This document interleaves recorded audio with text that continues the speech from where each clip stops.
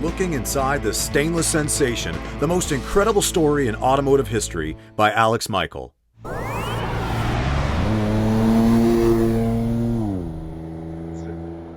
So another interesting thing, because you just mentioned it, when John contacted you, because obviously now with technology and the internet, you just Google somebody. How did he actually contact you? By letter or how did that work? No, I got a phone call. I've no idea how the guy got my phone number, but one of the first hirees at DeLorean in Dunmurry was a guy called Myron Stylianidis, who was a Greek, ex-Chrysler, and he was director of personnel. And quite amusing, actually, because I was between jobs at the time, and I know I'd been down to London to see a headhunter, I think, and I got back quite late to my home. And as I came into the front door, there by the telephone was a message from my then wife saying, someone called Onassis call, please ring this number. And the reason she put Onassis was that she'd asked Myron to repeat his family name so many times she couldn't get it right. So she just wrote down the only Greek person she'd ever heard of. Anyway, the phone number was a Belfast number. I rang it, and it was Myron, and he said, I'm working for a guy called John DeLorean. He'd like to meet you. Want to come across? Belfast, expenses paid.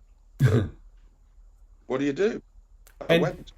Did you know about John prior to that? Oh, yeah.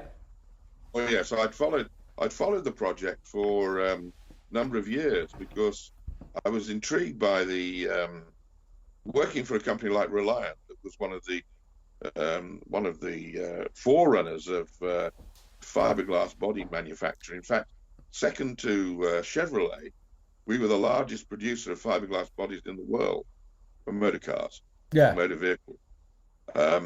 So I'd been intrigued by the Barrie process. I was intrigued by the ERM process that I'd read about, that John had acquired. I was an avid reader of automotive news out of Detroit, so I was up to date with his ideas and, Puerto Rico and all that stuff. And of course, when the negotiations came about with the British government in the summer of '78, that was all over the British press. So, you could not help but be very aware of all that was going on.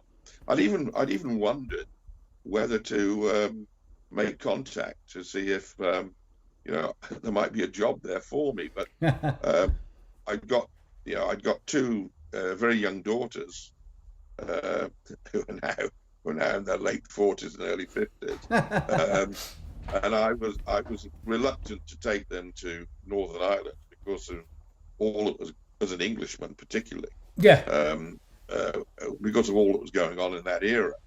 And of course, it was that factor that was the reason why, when John offered me the job of director of purchasing on my first visit, that I turned him down. No, especially when you look at the footage of Belfast back in the day. I mean, all the stuff that was going on, that's so insane. I mean, I remember some of the stuff because I was 9 at the time. So you always saw it on TV, there's a bombing and people getting killed and everything. And it's just to put a factory there is still to this day, you see what the hell, it's well, of course, the idea was trying to resolve the unemployment problem, and it was if you could resolve the unemployment problem, then the violence might go away. Because unemployment was particularly high amongst the Republican Roman Catholic section of the population, and the theory was it was a very, very good idea.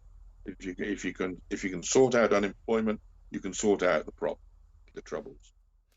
Where we are going, we don't